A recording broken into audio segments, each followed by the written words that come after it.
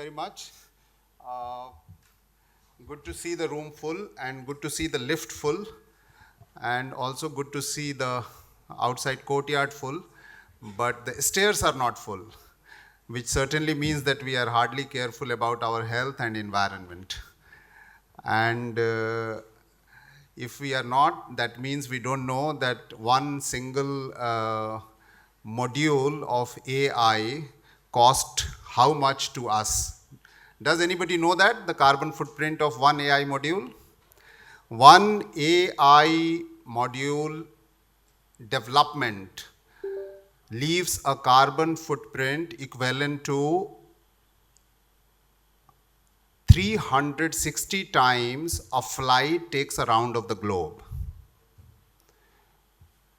So you can imagine the technology usage is not only, it's not a aspirational thing that you should have and trying to solve all the problems with technology. And the reason why I gave this example is that when Digital Empowerment Foundation is started in 2004, the whole approach was aspirational, that everybody should be connected, everybody should have digital. It was very aspirational. It's something like saying that, have you gone to school? Have you studied? Do you know mathematics? And now, after 24 years, now we are counting how many people are excluded, how many people are left behind, how many people are dead, but actually not dead. How the data, we have started behaving like data or asked to behave like data, and if not, even if we are not connected, we are datafied. So, and I'm saying this because this forum, which is the full of room and all that, we got 1,600 registration. I don't know why. You should not be, you should be more concerned about how technology is affecting you. You must be seeing it, the name of the setup is Digital Citizen Summit. Are we a citizen or a consumer? Are we behaving like a citizen or a consumer? Are we being accountable as a citizen or not? In the digital format is what the discussion that we all are going to have. Coming back to the one point that I want to make is that we are sitting in one of the largest democratic country in the world. And the reason I say this is because we have got about 15, 20 countries, participants also here, delegates also here. There are some funding entities are here who say that we are putting $80 million or $100 million to fight gender digital divide. But the reason I'm saying this is because India still doesn't have 48% of its population ever seen internet or used internet. But out of those 52, 50% of that do not have meaningful connectivity. That means they cannot do transactions and so on and so forth. Out of 900 million people in India who live in rural India, only 122 million people could do online transaction, according to the last data. Only 122 million. If that is the sign of meaningful connectivity, because that is also, if you're able to transact. But 50% of all online transaction is done by 6% people. So you can imagine how the people who live in unconnected regions and all that is actually using internet. And that brings to us that even if we are connected or not connected, we are either suffering or dependent or asked to be dependent. And that is the kind of discussion we are going to hold. Thank you very much for joining. That's my, so I'm saying you are welcome to discuss difficult questions, and that is the reason why we all are here. And that's my welcome, address to all of you. And I'm glad that the youth are here more than our age people. So that means we are going to throw the ball in your court saying that please be concerned and do not only post yourself on Instagram and all that, but be concerned that as many pictures you post on Instagram, you are photofied and datafied also. The second request is that in my welcome, since the online platform is full of trolls and bad messages and misinformation, I would like all of you to share your learnings from here, information from here with the hashtag as much as possible so that the world also knows that what we are discussing. We are discussing citizen issues, we are discussing algorithmic issues, we are discussing accountability issues, we are discussing who are fellow citizens who are left behind, not connected, and they are not paid because they are not, they are datafied and so on and so forth. Please do that.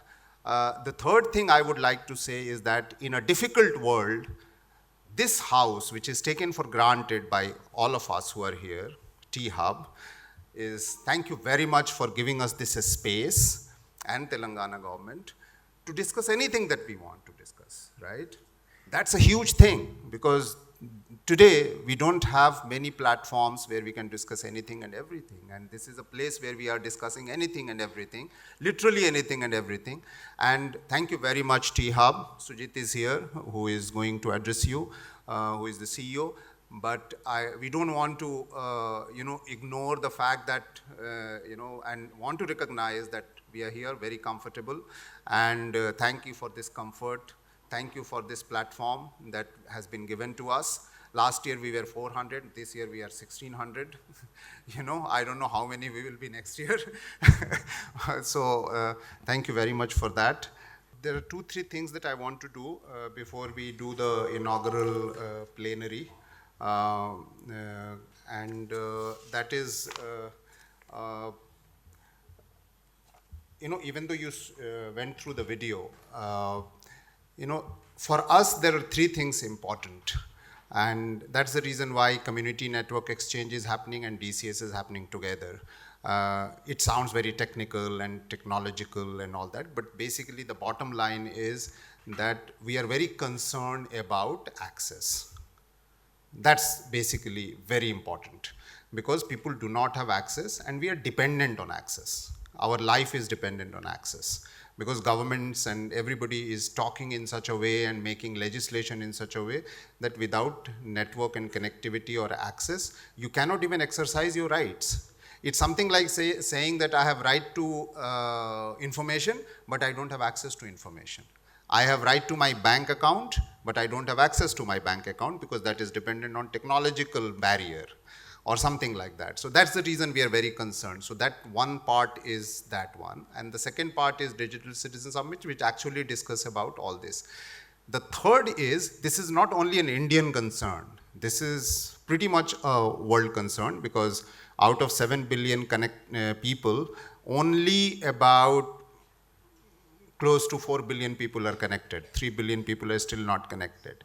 But the reason why we don't talk too much about them, because most of them are marginalized, underserved, remote, tribals, indigenous communities and all that. And they perhaps we think that do not, really contribute too much into economy and they are left behind.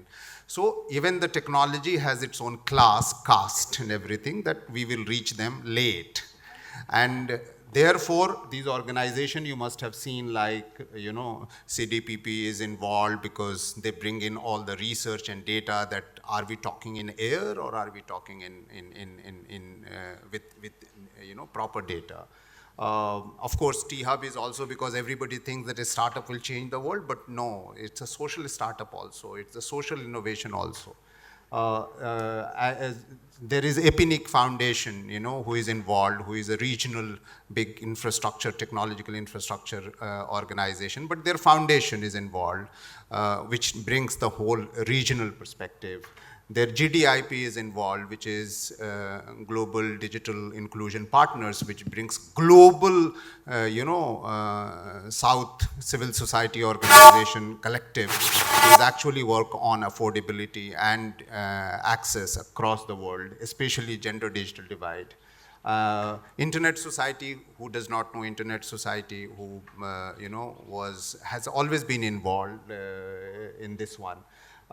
And then APC, which is also the collective of about 54 organizations from across the world. So there is a very strong, combination of people who are bringing all of this together to all of you. Apart from the fact that DCS and other things happened all over the country and the world, but here in Telangana, we are also seeing that, like, universities and institutions, educational institutions like Manu, Hyderabad University and others are also bringing the lot of youth also into the perspective. So that we are very excited about. जो हमारे दिल्ली में ज़्यादा नहीं होता था, it was not very, attracting young people to come and listen to old people was not very common there. Here at least they are ready to listen. And therefore, we requested Pankaj Pachauri, who was the editor of NDTV India and who was also the press advisor of Mr. Manmohan Singh in PMO, to do the next panel. You know, he has agreed. So I am not going to burden you with my presence on the stage from now on. So he will take responsibility of managing the next session. I would like to call him on the stage, and you will enjoy the face which you used to enjoy in NDTV before and after, before wala part, when NDTV was great. And not the after, when it is gone into some other hands. And the second is, I would also request Rajneesh to come on. Rajneesh is one of the person who co-founded Wireless for Communities with DEF, lives in Sydney, but also speaks Bhojpuri with me. So that's a long relationship that we have to be always with. Can I also request Sonia George, who has come from Boston, and she runs this organization called GDIP. There is one word that she has given to us called meaningful access. You know, it's something like हमारे यहाँ बोलेंगे सड़क ऐसी बनाओ जिस पे गाड़ी चल सके. सड़क बनाने से क्या फ़ायदा if you can't drive? So if you have a connectivity, it should not buffer, it should function. So she is the one who told us. Then we have Rakshita, please come on stage. Rakshita is our person who calls to the soul that, you know, access to information is very important. And now, because of the gig working economy and all that, she is a voice of, concern that she brings us. And then we have Soumya, right from your home.